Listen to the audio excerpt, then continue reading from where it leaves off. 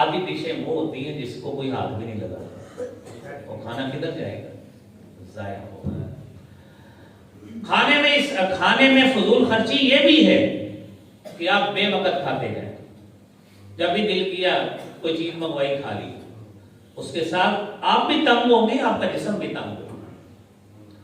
اور کھانے میں اسراف یہ بھی ہے کہ جو مقدار آپ نے سنی ہے اور حدیث بھی سماعت فرمائی، عمل رسول صلی اللہ علیہ وسلم بھی سماعت فرمایا، اس حوالے سے میرے بھائیو آپ علیہ الصلوۃ والسلام نے یہ فرما دیا کہ اس طرح زیادہ پیٹ بھر کر کھانا یہ بھی خلاف شریعت ہے۔ اور پھر اپنی اپروچ سے بڑھ کر مہنگے سے مہنگا کھانا اور اس جگہ پہ جا کے کھانا جو آپ کی اپروچ ہی نہیں ہے، اور اس کی طمع کر کے پیسے جوڑ کر وہاں پہ کھانا کہ جس بنا پہ اس پیسوں سے آپ کی اور بھی بنیادی ضروریات پوری ہو سکتی ہیں، یہ بھی خلاف شریعت بات ہے۔ میرے بھائیوں، جب تک ہم ان چیزوں کا خود دھیان نہیں کریں گے، کفایت شماری خود نہیں کریں گے، تو سارا دن بیٹھے حکومت پہ تنقید کرتے ہوئے ہماری معیشت بہتر ہو جائے گی۔ ہمیں اپنا بھی تو کچھ سوچئے، اپنے طور پہ بھی تو ہمیں کفایت شماری کی کچھ پالیسی اپنانی چاہیے۔ لیکن یاد رکھیے، یہ جو جتنے بھی معاملات ہیں جن کی ہم باتیں کر رہے ہیں میرے بھائیوں، یہ سارے وہ ہیں کہ جو ہمارے معاشرے کا ایک عکس ہے، ہمارے معاشرے کی ایک تصویر ہے جو ہمارے سامنے آ رہی ہے۔ اور یہ وہ جب تصویر ہمارے سامنے کوئی چیز آتی ہے نا، تو وہ اس لیے ہوتی ہے کہ اپنے آپ کو صحیح معنوں میں اس کے مطابق کریں جو ایگزیکٹ سنت اور اسوہ حسنہ صلی اللہ علیہ وآلہ وسلم، اپنی اصلاح کریں اور اپنے آپ میں بہتری لائیں۔ ورنہ یہ مسرفین والی جس کو قرآن نے اسراف کہا ہے، یہ نافرمانی کے معنی میں بھی ہے، حد سے گزر جانے کے معنی میں ہے۔ تو کھانے میں بھی پینے میں بھی ہم حد سے گزر جاتے ہیں۔ نبی کریم صلی اللہ علیہ وسلم نے تو صحابی کو یہ بھی کہا تھا کہ آپ اگر جاری نہر پہ بھی بیٹھے ہیں نا، وہاں پہ بھی پانی اسراف کرنے سے بچو۔ ہماری شریعت نے ہمیں یہاں تک جو ہے نا یہ چیزیں ہماری رہنمائی فرمائی۔ قرآن یہ کہتا ہے کہ یہ فضول خرچی اور یہ حد سے گزرنے والی صفت یہ فرعون کی تھی۔ ان فرعون لعال فی الارض وانہ لمن المسرفین۔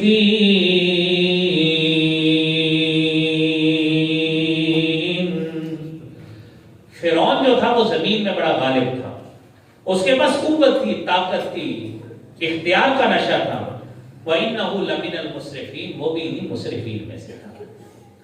اور میرے بھائیوں، قرآن کریم نے جہاں پہ ہماری یہ رہنمائی کی، اور رسول اکرم صلی اللہ علیہ وآلہ وسلم نے گھر کی بنیادی ضروریات کے حوالے سے ہماری اس انداز سے رہنمائی فرمائی کہ گھروں میں، آپ کے گھروں میں جو بستر اور چارپائیاں ہیں، اس حوالے سے بھی ہماری رہنمائی فرمائی۔ صحیح مسلم کی 2084 نمبر حدیث ہے، حضرت جابر بن عبداللہ رضی اللہ تعالی عنہ بیان کرتے ہیں، فرمایا فراش للرجل وفراش لامرأته، ایک بستر آپ کے لیے، ایک بستر آپ کی بیوی کے لیے، والثالث للضیف، اور تیسرا بستر اس کے لیے جو کوئی مہمان آ جاتا ہے، اس توقع پہ بندہ اس کو رکھ لیتا ہے۔ باقی آپ کے گھر کے جتنے افراد ہیں ان کے بستر رکھ لیے۔ فرمایا اس سے جو بڑھ کر ہوگا للشیطان، وہ شیطان کے لیے ہے، یعنی آپ میں پھر وہ سوچ آئے گی جو شیطانی سوچیں ہیں، آپ مال کو دبا کر رکھیں گے۔ اب آپ تصور کیجئے، یہ معاشرہ وہ معاشرہ ہے کہ اس میں اگلے گھر کے مطابق برتن نہ دیے جائیں تو گھر سے تانے پڑتے ہیں، اور پھر 25-30 سال کے بعد وہی خاتون جس کی اتنے سال پہلے شادی ہوئی ہوتی ہے، اس کے جہیز کے برتن اور بیڈ شیٹیں وہی نکلتی ہیں جو اس نے ابھی تک ایک مرتبہ بھی استعمال نہیں کی۔ یہ فضول خرچی نہیں، اور یہ فضول خرچی کی گئی اگلے گھر کا پیٹ بھرنے کے لیے، تاکہ ہماری بچی کو کوئی بات نہ کرے۔ ان کو بھی شریعت سے دوری اتنی تھی کہ انہوں نے ڈیمانڈ کی یا نہ کی، یا کچھ سنوائی اس طرح کی کر دی کہ ہمارا تو گھر اتنا بڑا ہے، ہم نے تو گراج بھی بنا لیا، اس میں 2 گاڑیاں آ جاتی ہیں، تاکہ آپ یہ بھی امید رکھیں کہ ہم نے آئندہ مستقبل میں بچی کو گاڑی بھی دینی ہے۔ تو یہ میرے بھائیوں کو پہلو ہے جو ہمارے معاشرے کے ہمارے سامنے آ رہے ہیں۔ اور میرے بھائیوں یہ ذہن میں رکھیے کہ رسول کریم صلی اللہ علیہ وآلہ وسلم نے آپ نے اپنے صحابی کی تربیت کرتے ہوئے کہا کفا بالمرء اثما ان یضیع من یقوت، کہ کسی آدمی کے لیے گناہگار ہونے کے لیے اتنا ہی کافی ہے ان یضیع من یقوت، کہ جو اپنی یا متعلقین کی روزی جو اس کے پاس ہے اس کو ضائع کر بیٹھتا ہے، اس کے گناہگار ہونے کے لیے اتنا ہی کافی ہے۔ جو بات ہم کھانے کی کر رہے تھے، شادی پہ کھانا اتنا سارا ڈال لیا، چیک بھی نہیں کیا یہ میری تباہ کا ہے کہ نہیں، ایک چمچ لگائی پتہ لگا یہ تو تباہ کا ہی نہیں ہے، ہم سارا ضائع کر دیں۔ وہ رزق جس سے کئی لوگوں کا پیٹ بھی پل سکتا تھا، وہ ہم نے اس کو ایک لمحے میں ضائع کر دیا۔ ایک دن حضرت عبداللہ بن عمر رضی اللہ تعالی عنہما گوشت کا سالن لیا، کھا رہے ہیں۔ عمر فاروق رضی اللہ تعالی عنہ یہ امیر المومنین ہیں رضی اللہ تعالی عنہ، پوچھتے ہیں کیا کھا رہے ہو؟ کہنے لگے میں نے یہ گوشت بنایا ہے وہ کھا رہا ہوں۔ آپ صحابہ کرام کا تقویٰ دیکھیے، عمر فاروق کہتے ہیں کفا بالمرء صرفا ان یاکل کل ما اشتہاہ، کسی آدمی کے لیے فضول خرچ ہونے کے لیے اتنا ہی کافی ہے کہ اس کے دل میں جو خواہش آتی ہے وہ اس کو کھا کے پورا کر لے، وہ بھی فضول خرچہ۔ یہ صحابہ کرام کی احتیاط تھی جس احتیاط کو وہ بروئے کار لاتے تھے۔ لیکن میرے بھائیوں، یہ تمام باتیں وہ ہیں جو اپنے اپنے تئیں یہ ہمیں مد نظر رکھنا ہے۔ قرآن کریم میں ہمیں مسجد میں آنے کے لیے زینت اختیار کرنے کا حکم دیا گیا، لیکن اس کے ساتھ ہی اسراف سے بچنے کا بھی حکم دیا گیا۔ یا بنی آدم خذوا زینتکم عند کل مسجد وکلوا واشربوا ولا تسرفوا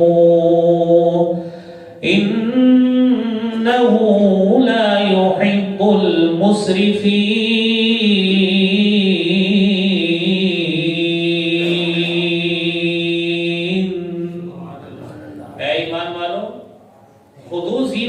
عند کل مسجد، جب بھی مسجد میں جائیں زینت بنا کے جائیں۔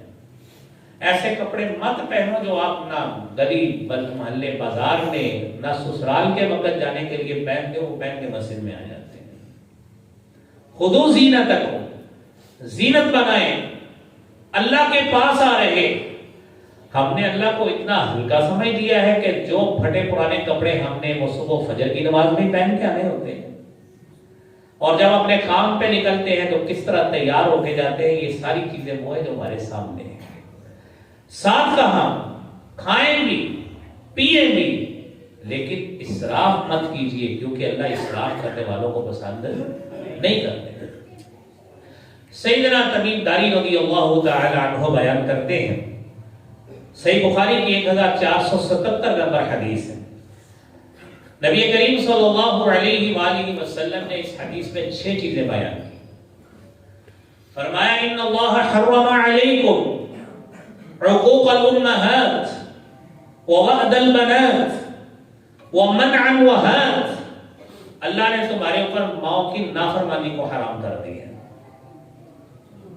ووعد البنات، بچیوں کو زندہ درگور کرنا حرام کر دیا ہے۔ ومنع الوہات، جس چیز کو شریعت نے منع کر دیا ہے اس کا انجام نہیں دینا، اللہ نے اس کو بھی حرام کر دیا ہے۔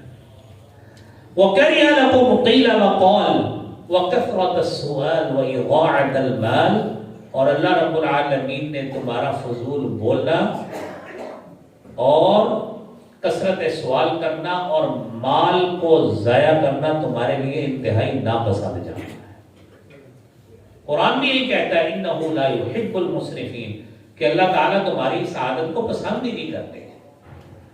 اور یاد رکھیے یہ چیزیں وہ ہیں کہ بندہ ظاہری طور پہ سوچتا ہے کہ میں کھانا جو کھا رہا ہوں ہے تو حلال ہی ہے حلال ہے، لیکن شریعت نے جو ہمیں حکم دیا ہے نا اس کو بھی غور کیجیے۔ یا ایھا الذین آمنوا کلوا من الطيبات ما رزقناكم واشكروا لله إن كنتم إياه تعبدون۔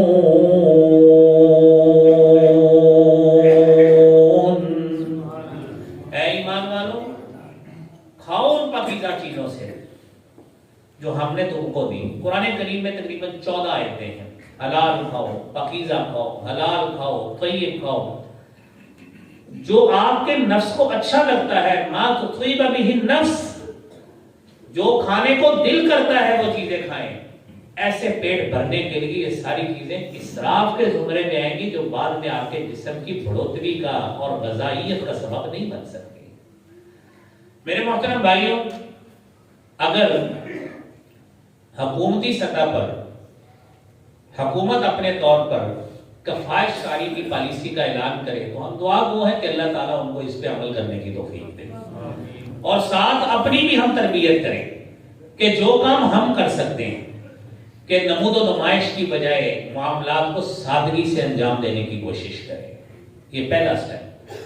دوسرا سٹیپ یہ ہے اپنے اندر عاجزی لے کے آئیں، انکساری لے کے آئیں کہ آج ہم اگر ایک دوسرے کو دیکھتے ہیں کہ فلاں شخص مالی لحاظ سے کم تر ہے مجھ سے، تو احساس ہمارے اندر ہی ہونا چاہیے کہ جو رب، جو خالق و مالک اس کو اس درجے پہ رکھے ہوئے ہے اور مجھے بڑا درجہ دیا ہے، وہ خالق اس سے الٹ کرنے پہ بھی قادر ہے۔ لہذا عاجزی انکساری لائیں، احساس سے برتری انشاءاللہ اپنے اندر سے خود ہی ختم ہو جائے گا، اور یہ ہماری خود جو زندگی کے معاملات ہیں بہتر ہونا شروع ہو جائیں گے۔ اور تیسرا مسئلہ یہ ہے کہ جو چیز اللہ رب العالمین نے عطا کی ہے، سمجھ لیں یہ رزق اللہ نے دیا ہے، اور جس خالق نے یہ ہمیں رزق دیا ہے، اس رزق پر اس کے دوسرے بندوں کا بھی حق ہے۔ اس حدیث کو مد نظر رکھتے ہوئے کہ اس مال میں زکوٰۃ کے علاوہ بھی حق ہے، لہذا نفلی صدقات دینے کی عادت ڈالی ہے۔ اور چوتھی بات یہ ہے کہ پرتعیش زندگی سے پرہیز کریں۔ جو چیز سستے داموں ہو سکتی ہے اس کو لاکھوں کروڑوں میں کرنے کی بجائے تھوڑے داموں میں جو سر انجام پائی جا سکتی ہے اس کو اس میں کرنے کی کوشش کریں۔ کفایت شعاری کی پالیسی اپنائیں۔ اور پھر پانچویں بات یہ ہے کہ جو متعین حد آپ کے پاس موجود ہے اس کے اندر جتنا کم رہتے ہوئے خرچ ہو سکتا ہے وہ کریں، متعین حد میں رہیں، اپنی حد سے بڑھیں گے۔ آپ کے پاس کسی کو 1000 روپے میں کھلانے کی استطاعت ہے، کیوں 5000 روپے لگاتے ہیں؟ جب حد سے بڑھ کر اگلے کو نمود و نمائش کرنے کی کوشش کرتے ہیں کہ میرے پاس تو اتنا کچھ ہے، تو وہ آپ سے توقع بھی زیادہ لگاتا ہے۔ پھر اس ظاہر داری میں ہم پیسے کی دوڑ میں اتنا آگے نکل جاتے ہیں کہ اپنی حقیقت کو اصل بھول جاتے ہیں اور قرضے سر پہ چڑھا کے ساری زندگی اپنے لیے پھنسا لیتے ہیں۔ میرے بھائیوں، چھٹی بات یہ ہے کہ جو جس کام کے لیے ہے وہ اس کو وہی کرنے دیا جانا چاہیے۔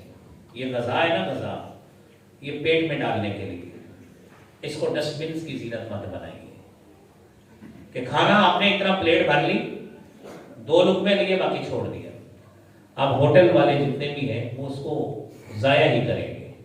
آپ کو چاہیے کہ آپ تھوڑی مقدار میں ڈالتے تاکہ بقیہ جو کھانا ہے وہ مزید سپلائی نہ آتی، شادیوں پہ، فنکشنز پہ، فیسٹ پہ کہ وہ مزید سپلائی نہ آتی تو لوگوں کے پیٹوں میں جاتا چاہیے جائے کہ وہ ڈسٹ بنس کی زینت بنے۔ لہٰذا اس چیز پہ پرہیز کریں کہ کتنے روزانہ لاکھوں کا کھانا ہم ایک شادی ہال میں ضائع کرتے ہیں۔ اور میرے بھائیوں، آخری بات یہ ہے، انفاق فی سبیل اللہ کا جذبہ پیدا کیجیے۔ اللہ کے راستے میں خرچ کرنے کا جذبہ پیدا کیجیے۔ رسول کریم صلی اللہ علیہ وآلہ وسلم نے فرمایا ہے، ما من یوم یصبح العباد الا وملکان ینزلان۔ روزانہ جب صبح ہوتی ہے اللہ کی طرف سے 2 فرشتے آتے ہیں، 2 فرشتے آتے ہیں اور اللہ سے دعا کرتے ہیں، اللہم اعط منفقا خلفا، اے اللہ خرچ کرنے والے کو مزید مال عطا فرما۔ اور ساتھ ہی دوسری دعا بھی کرتے ہیں، اللہم اعط ممسکا تلفا، اے اللہ جو تیرے رستے میں تیرا دیا ہوا مال روکتا ہے، خرچ نہیں کرتا، اس کے مال کو تلف کر دے۔